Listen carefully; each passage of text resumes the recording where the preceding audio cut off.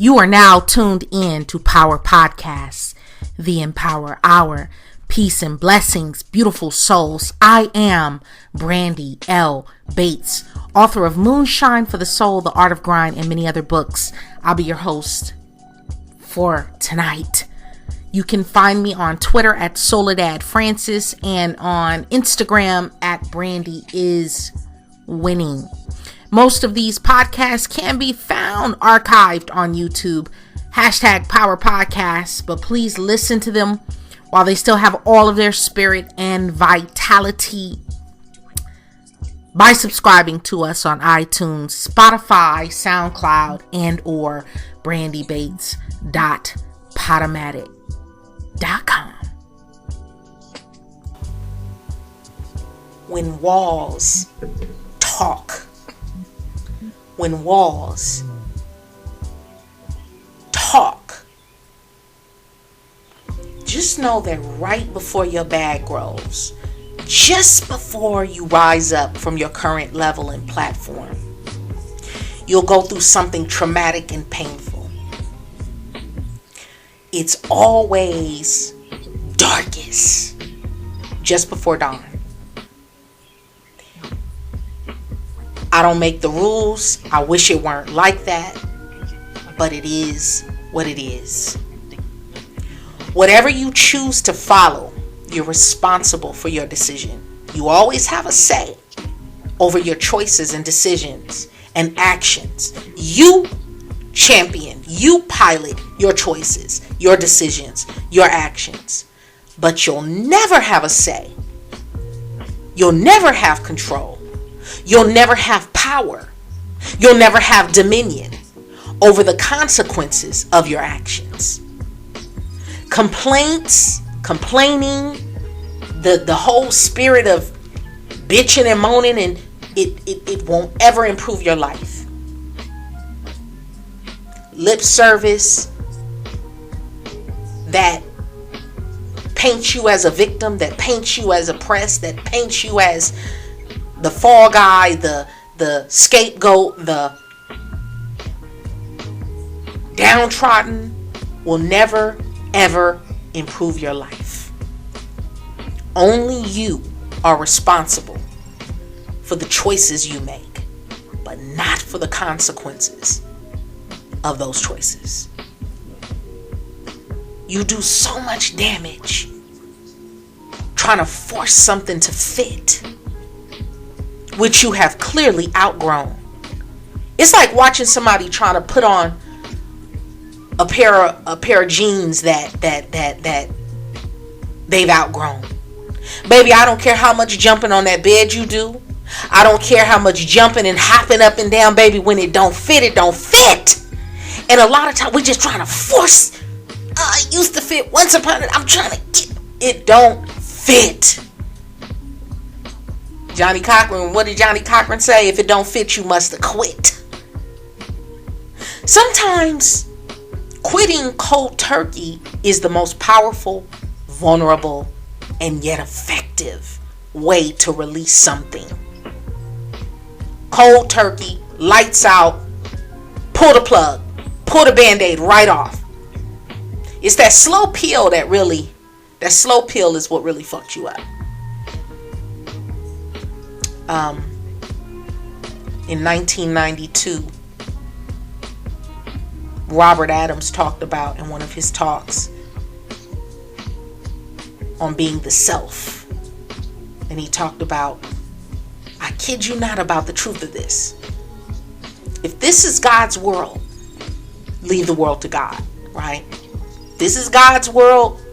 We're not in control. We don't have any. There's fate, there's destiny.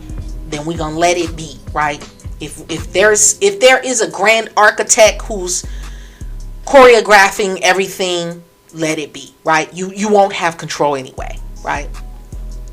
Your job is to realize the truth. And as you realize the truth about yourself, you become the self of all. You become the self of the universe. You become the self of all the countries, all the worlds, all the planets. You see how everything is connected to everything else, and how a little bit of the old is always existing in the new. And how the new is nothing but a rebrand or a remix or a remake or a sample of the old. And the more things change, they stay the same. And then you will see that beyond this world, beyond the Maya, right? Beyond the illusion, beyond the simulation, beyond the matrix, that all is well. The world doesn't need your help. The problems that were here when you got here, 10 out of 10 times, they're going to be here when you take your last breath.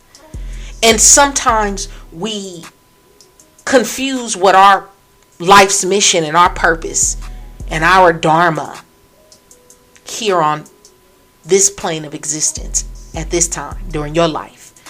Don't ever get it twisted with some shit the world is telling you. Because that's for them to milk the most out of you and may not necessarily be linked to your calling at all. But I know it sounds good and wonderful to try to bring peace to this world, you know, to wake the sleeping masses and shit like that for people who like to, you attract broke down palaces, you attract projects, people who you feel need fixing. You go into positions, you go to places to fix shit, right? It's a good thing. And there will always be people who will do these things because they mean well. But in higher teachings, to the extent you know yourself, to the extent you know yourself, to that extent, you can bring peace into this world. You cannot bring peace into this world if you do not know yourself. Because if you have not even achieved a semblance of harmony, of goodness, of joy and peace within you, like that peace that surpasses understanding, like a calmness, a knowing, what are you giving the world? If your shit is all rocky and all, well, how can you give and your shit is all over the place? That's crazy to me how some people with the worst, most wrecked lives trying to give advice. And I understand that sometimes, you know, it's always easier to judge someone's situation from the outside looking in because you don't know all of the factors and all of the dynamic. Sometimes it looks different. The perspective is different from the outside looking in than it is when you're living it, right? But all you can give the world is the self which you think you are. Begin with you. Begin to see yourself not as a human being, but as an entity, as the cosmos, as the universe, as infinite, right? Infinite intelligence. I promise I'm going somewhere. I promise. Somebody was telling me, I'm reading this book by Carolyn Miss on the Sacred Covenant, and it deals with just how all of us have come here with a purpose. Even if we don't know what it necessarily is, we're always feeling the call from different areas and aspects of life. It might be the family you're born into, the region you were born. It might be the relationships you find yourself gravitating towards. It might be the line of work that you love to do the most. It might be linked to something that you feel most passionate about more than anything in life. But all of us comes here with a covenant, an agreement, a mission, a purpose, a life's calling. And it's bigger than even your own life. That's why we remember the greats, whether they're great musicians or artists or philosophers or great actors or you name it, just highly respected people in your community. We love them because oftentimes somehow they were walking in their calling. Those are the people that make the history books. They make the shit look easy sometimes. how they can handle shit that other people can't handle, or just the truth that they come to bring, the life that they come to live, the gifts, the contributions to the world that they offer, that they give us, that they leave us. It's just rich with purpose, right? Begin with you. You are all the others. There are no others separate from you, right? Anything worth something takes time. Anything worth, you get pregnant, 9-10 months later, a child is born. Imagine if you got pregnant and you had the baby the next day. You know, anything worth its salt is going to take some time. It's going to require the sacrifice of at least your patience. You cannot rush your muses. Every great artist, every great writer, every great poet, every great screenwriter, every great producer, every great, some of the most tortured souls, they all had a muse. Be that a relationship or, a special soulmate or whatever, right? But it's like something about that muse brings out the best. It just squeezes the most blood, sweat, tears, and love and passion out of you and into your work, into your craft, into the body of your legacy that you're building, right? When you're building something or creating something, business owners, you starting a business, you got a side hustle, right? You trying to build a home, you trying to build a tribe, right? It must be pleasurable. If that shit is painful, nobody is going to finish it. It's like love making. Anything that is creative, anything that is creating something, bearing some form of fruit, it has to be beauty. It has to be pleasurable. It has to be enjoyable. Sex, it's like sex. You can't just lay there. You gotta enjoy. You're gonna eat. You're gonna enjoy it, right? You're going to enjoy giving it or receiving it or both, right? You gotta enjoy it for it to count. Anything that you're building, anything that you're birthing, you cannot rush it. You must take your time. You must sacrifice patience. You must sacrifice sometimes, what do they call it? Delayed gratification, right?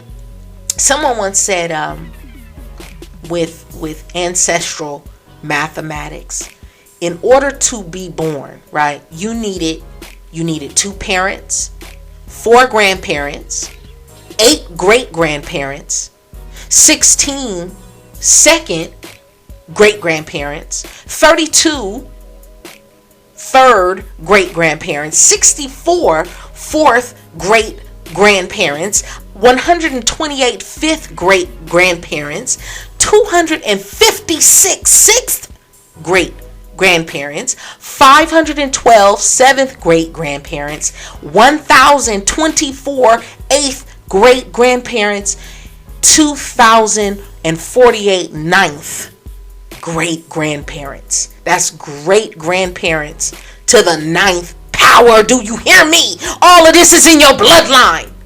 All of this is in your DNA. When you look in the mirror, all of this tribe, this army of ancestors got your back. And for you to be born today from 12 previous generations, you needed a total of 4,094 ancestors over the last 400 years. And now think about that. Think about that for a moment. How many struggles, how many battles, how many difficulties, how much sadness, how many storms, how much catastrophe, how much happiness, how many love stories, romance, right? How many expressions of hope for the future. You talk about praying grandmothers, and praying grandmothers is grandmothers is grandmothers is grandmothers is grandmothers. Did your ancestors have to undergo for you to exist in this present moment? See, we've gotten away from the adulation and the respect and the reverence for the ancestors. My people, descendants of people who practiced and followed the Yoruba spiritual system. And you had Osir and Osset and Osiris, and you had the Egyptian mystery teachings and the original Trinity. You talk about the pantheon of mythology and gods. And even when you think about Mayat and you think about the different powers, Oshun, Ogun, Yemeya, we have so much support and so much of a platform and a foundation of ancestral energy and entities and presence and power that we just wake up existing with. We see it in little bits. When you look at some of the world's greatest athletes, you look at the stamina, the endurance, how high they can jump, how fast they can run, how some of their bodies just look like, the genetics is just insane, right? These are just little tangible physical examples of some of the magic and the power that resides in our genetics, in our DNA, in our lineage, in our who we are. And I say that to say that if you could tap into that shit, if you could tap in, really talk to your ancestors, talk to the people who come before you, because your goals are tied to the goals of your tribe. Everything in your mitochondrial DNA goes down the matrilineal line. Your mother and her mother and her mother and her mother and her mother's mother and her mother's mother's mother's mother's mother, right? All of that information is still in the DNA. It's still encoded in your blood. So all of the shit they overcame, what they learned from, what they knew how to do, it's all within you. And if you can tap into that and draw strength from that, it can take you so far. It's so powerful. And something is serendipity when you connect at the intersection of timing, perfection, readiness, will or willingness, and just the right amount of miracle, right? A splash of luck. All you need is, if you ready, right? You willing, you got just enough softness to bend. Because whatever don't bend, it's going to break, baby. If it don't bend, it's going to break. So our life is a system. And the problem is we don't think of it this way. We see how there's a school system, there's a banking system, there's an economic system, there's a world order system, right? When you go to work, there's a systematic way things are done. The way you live your life, how you have to pay your rent every month or pay your bills every month. There's a system that you live in. Our kids they are born into systems, ways of thinking, political systems, right? Judicial legal systems, business systems, physical systems. And thinking of our lives as a system that can be organized and broken down into and analyzed as smaller concepts really helps us focus and improve. Every system has its flaws. So that just absolves you of, we're taught in school, when you make mistakes, when you fuck up, it's bad. It's bad. Don't make mistakes. Be perfect. Be perfect. But the reality of this is, anyone who's ever done anything of any magnitude will tell you you're going to have to break some eggs to make an omelet. You're going to have to make some mistakes. You're going to have to make a mess. That's how you learn how to ride a bike. Your ass fell and bumped your ass a couple times, and then you didn't fall anymore, right? You're going to make some mistakes. Now, some things,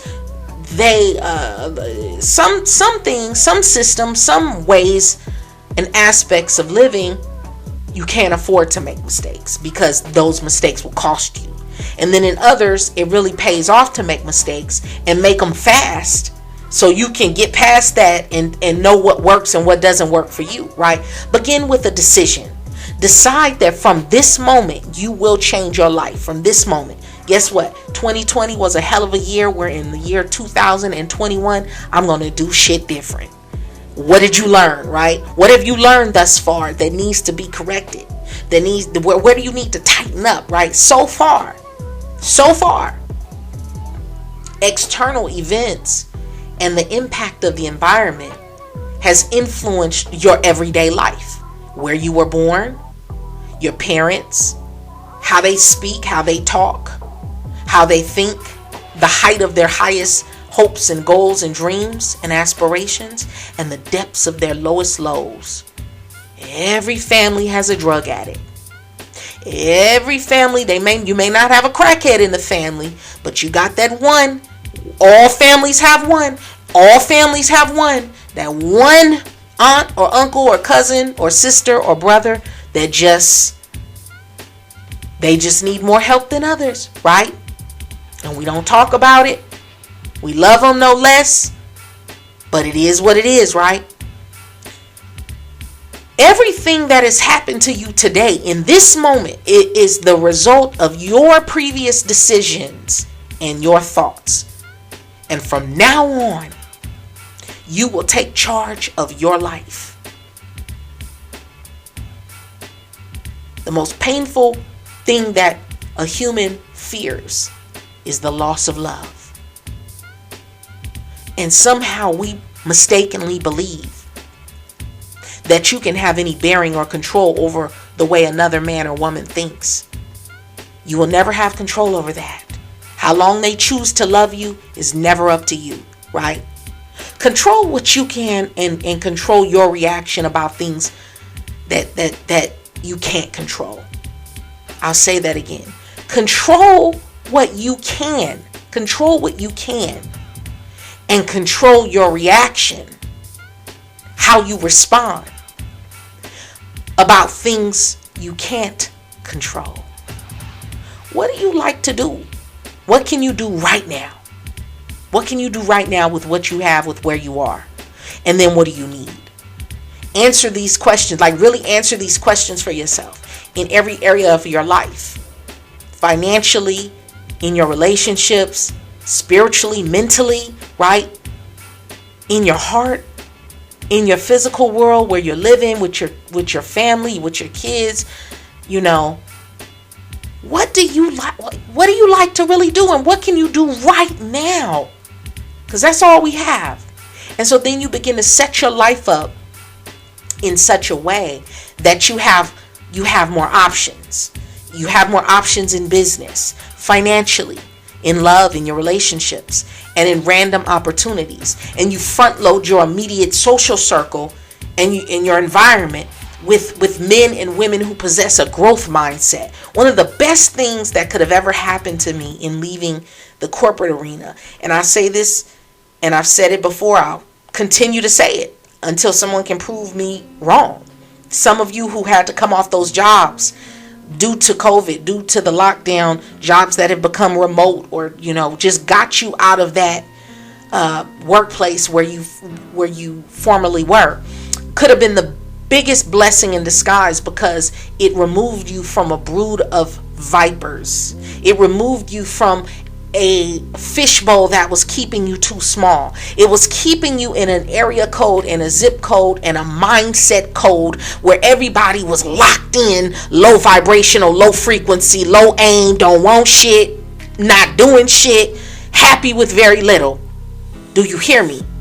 So when you now can control your day and who you have in your day and who you listen to and who you speak to, your top 5 that you texting and calling and emailing and chopping it up and keying with all day, these need to be people that's about it. Feel me? I'll never forget. My son told me,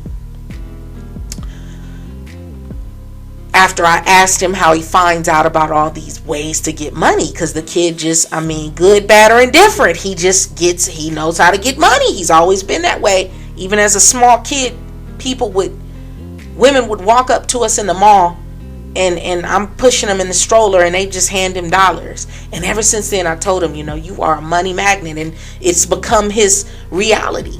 And because dude is literally a money magnet, and I'll never forget, he says, I said, how do you find all these ways to get money? He said, Mom, the ways find me.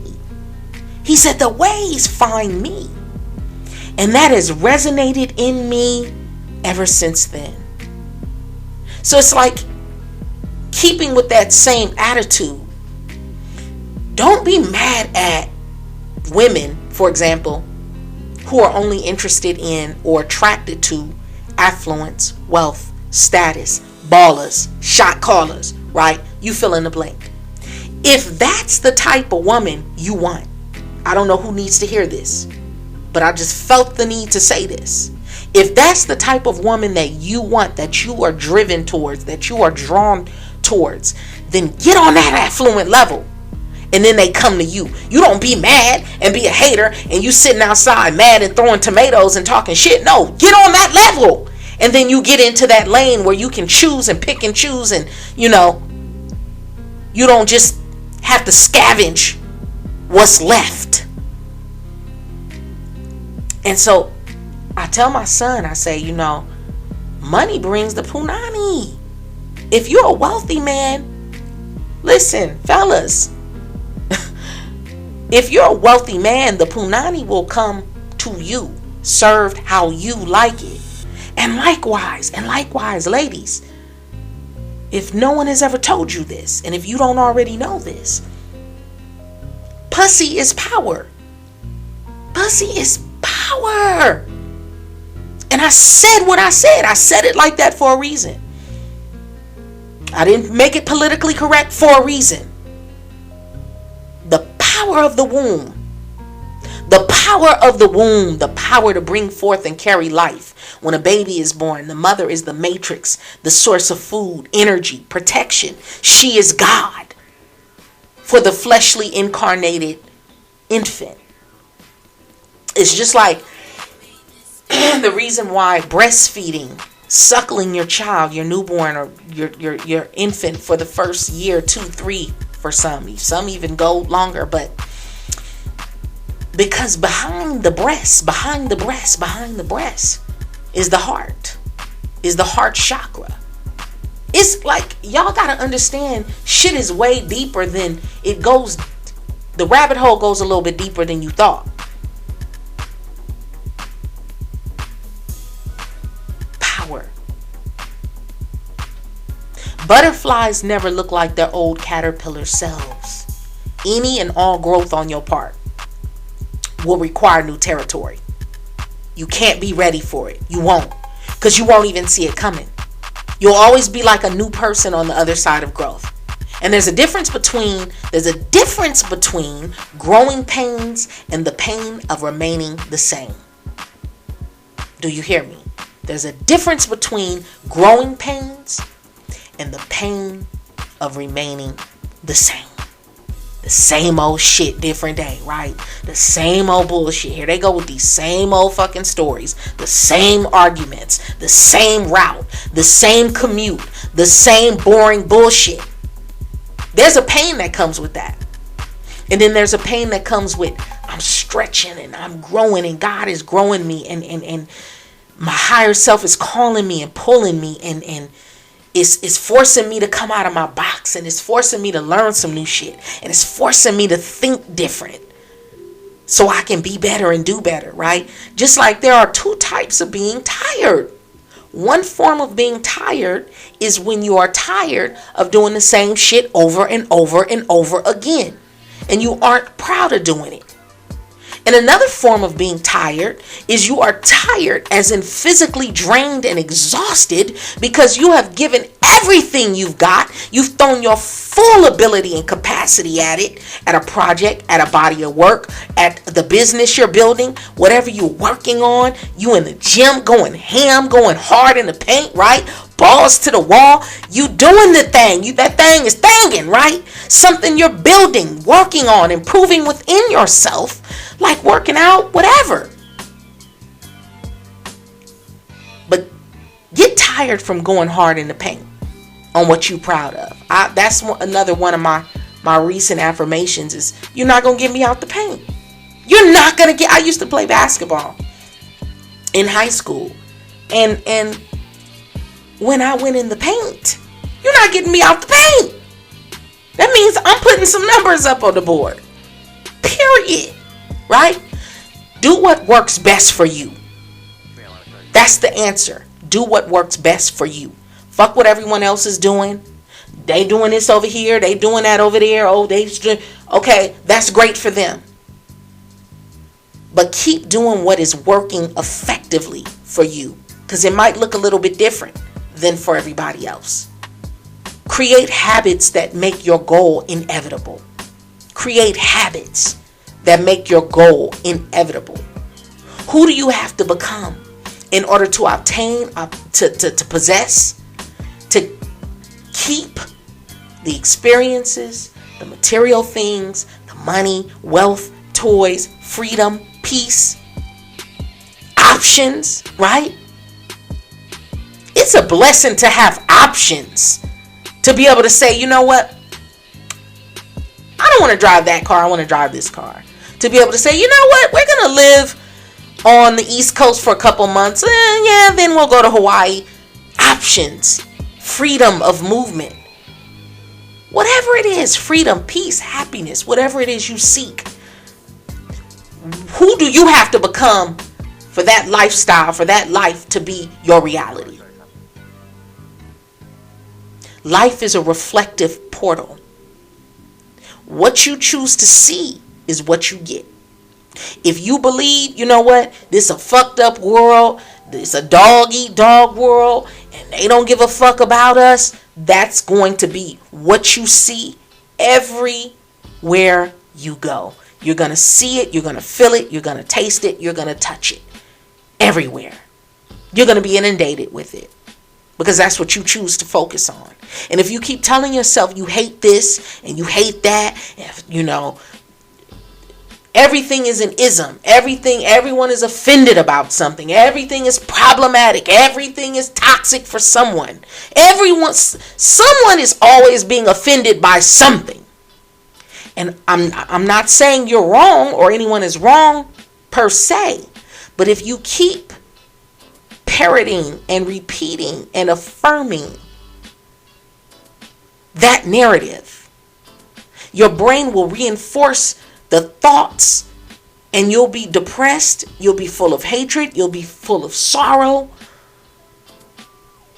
If we do something we hate, if we're doing something we dislike that you don't even believe in, going to work, working for a company, a corporation that don't give a shit about nothing you stand for, and you feel it on a cerebral level, right? Or even simply, you know, you doing something day in and day out that you just apathetic about. You don't really care either way. You're not passionate about it.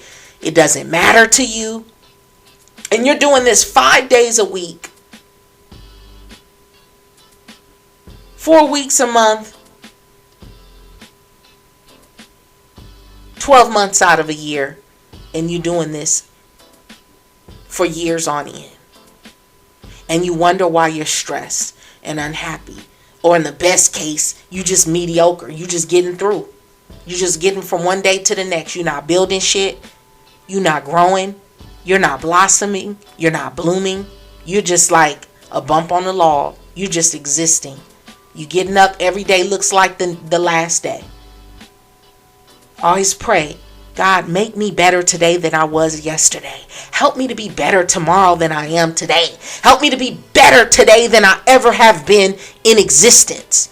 Like at some point you got to reach for a little bit more, right? I challenge you for the next 90 days, spend 90 minutes each day on you fill in the blank with the habit forming activities and action steps and action that will make reaching your goal inevitable. So whether that be your goal is you want to lose 100 pounds, spend 90 days, 90, not 60, not 2, not 21, 90 days, 90 9-0. 1990 was a great year. Just remember that. The next 90 days, spend 90 minutes every day for 90 days on what is it that you can be doing that's going to get those pounds off your ass. Could it be running? Can you start with walking? Can you go for 90 days, for 90 minutes a day? Go for a walk. Can you squeeze that in? Can you do that? Can you get to the weight room? Can you lift some heavy weight? Can you go for a brisk run? Can you get on an exercise bike? Can you swim? Can you hike? Right? Can you move the body? They say sitting is the new smoking. Like if you sitting for 10 hours a day on your ass, you might as well be smoking packs of cigarettes. That's how detrimental it is to your body. And you're not getting out in no sunshine. You under fluorescent light all day. How detrimental that is to your body. If again, you fill in the blank. You might say, you know what? I want $1 million. I want to hit my first $1 million.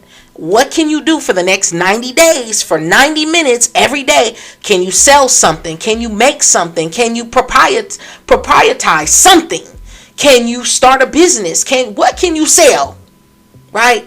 I'm from where I'm from. They'll sell oranges and socks, whatever. I'll sell whatever I need to sell on the block to make it happen, right? We not waiting around for somebody to drop some food off in the food bowl. That might not happen. Get it cracking, make it happen. For the next 90 days, 90 minutes a day. What can you do that's going to make your goal inevitable? It's going to fall in your lap. That's how you got to finesse it to yourself. So based on your end game and where you want to see your future self, your future life, build your own insulated simulation within the context of the greater world around you.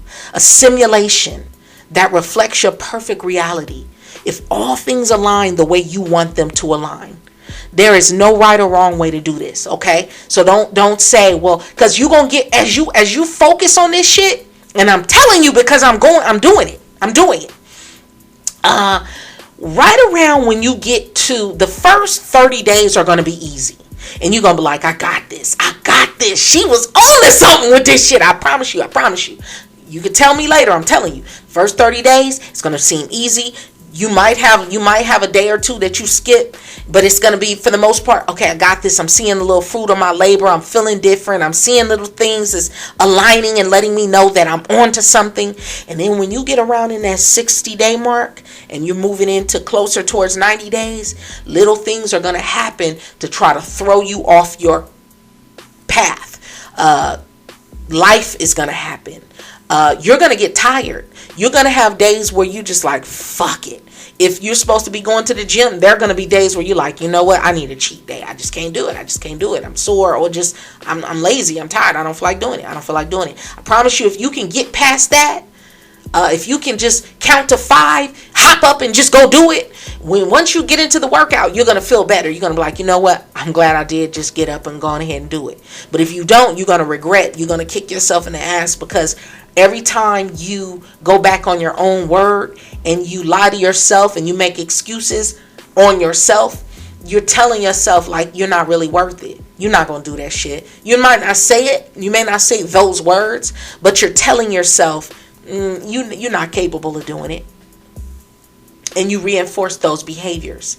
And that's when it gets tricky. It's with anything, whether you could be fasting, anything that you're trying to do consistently, because you're trying to build the habit forming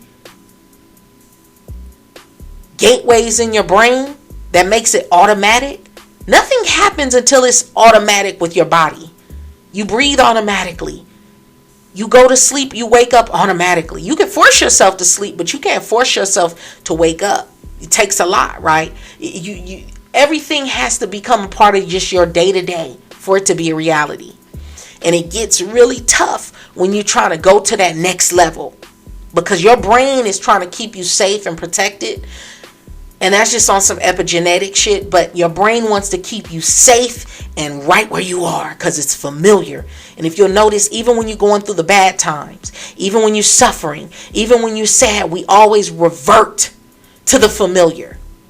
For people who lean on alcohol, or you lean on drugs, or you lean on nicotine, or you lean on whatever you lean on, right? Some people lean on entertainment, or just whatever they need to do that's what their outlet, that is their how they de-stress, right?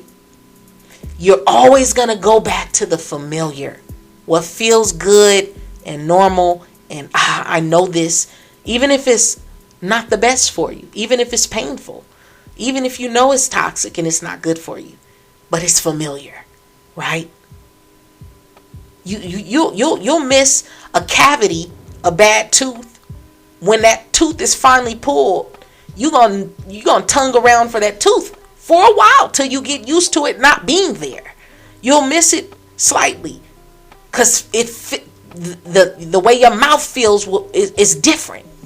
Same thing in our life. So there's no right or wrong way to do this, because as you start doing it correctly and with time and consistency, something is going to turn on, something is going to activate, and you're going to be sent, certain people are going to start floating into your life. It's going to seem like coincidence. You're going to start seeing titles of certain books you need to read, or certain movies or documentaries you need to see, or certain seminars, or some kind of virtual town hall or podcast, or something streaming that you need to hear through the hearing of the word, There will be certain experiences that is just uncanny. But that's all part of it falling into place for you. Now, the morning hours is when you have the most focus and energy. And now you can do what you want. You, again, do what works best for you. But I found waking up earlier tends to give the illusion that you're stretching the day, right? It feels like the day is longer when you get up early. It just feels like you earned yourself some extra hours. But more importantly, for me at least, it enables you to be up before everyone else. When you wake up early, when you wake up at dawn, when you wake with the sun or before the sun, the world is so quiet. The world is so quiet. See, old people know. The old heads know. Because the old heads been getting up early for the longest. Because they've already, folks who done had kids, who had your grandparents, right? Who had 13 and 14 kids, and they're part of 13 and 14. They know when you get up early, that's when you can have the bath to yourself. You can have the hot water. It's quiet, right? If you got to brew your little coffee, or, you go in your zone, you go in your space, you can read, you can meditate. It's peaceful. It's quiet, right? No one is calling you.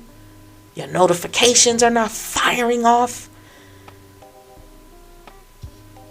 And it gives you a head start to make preparations for the day, for the week, for the month. You can think. And you want to learn how to build tight bubbles of focus into your daily routine. I remember when I was younger, I would during my lunch hour, I would go drive to any park or nature preserve, somewhere where there was nature and grass and or water or trees, or just something that's not fluorescent lighting and cubicles and people, right? Things that are untouched as much as possible by mankind. And just go, and even if I just sat there and ate my lunch and could breathe and think, that was my time. I wouldn't bring my phone or anything.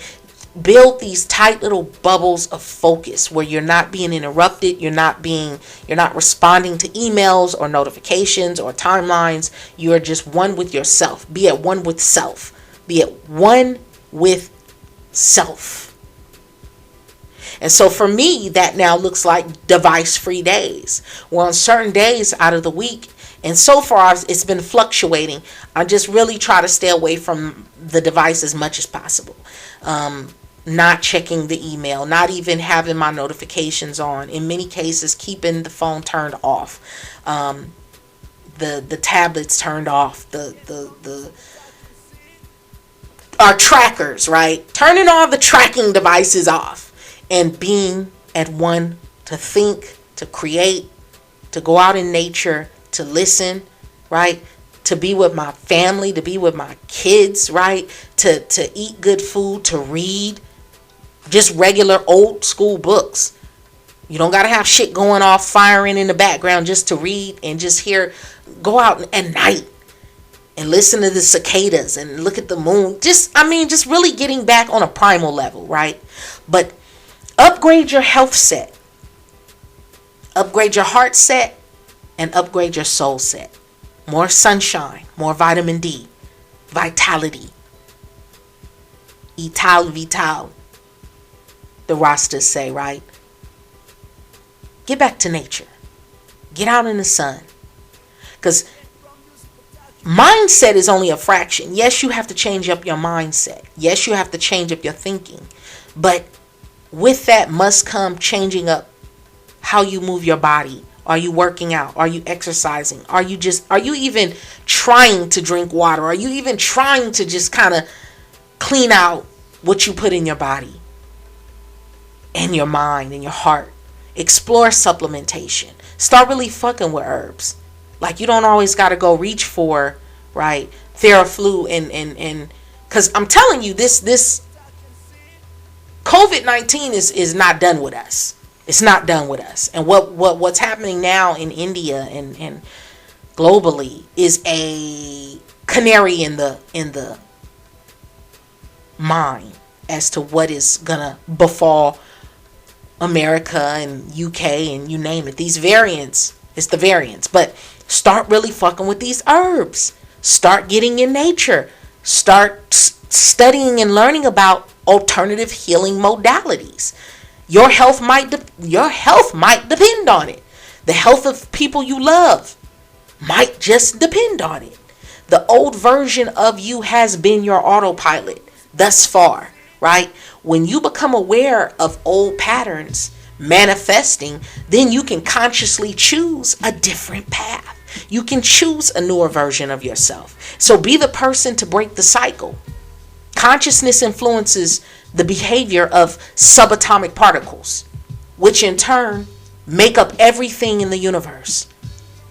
Everything in the universe is made up of subatomic particles, and the beauty of that is our consciousness can influence it. Didn't say it can control it, but you can beckon some shit to yourself. You can conjure some shit to yourself. You can actualize your perfect soulmate. How you want them to look, how you would hope that they would treat you, how you would like this entity to be, this soul tie to feel. You can influence that. Lao Tzu said, the greatest gift you have to give is that of your own self-transformation.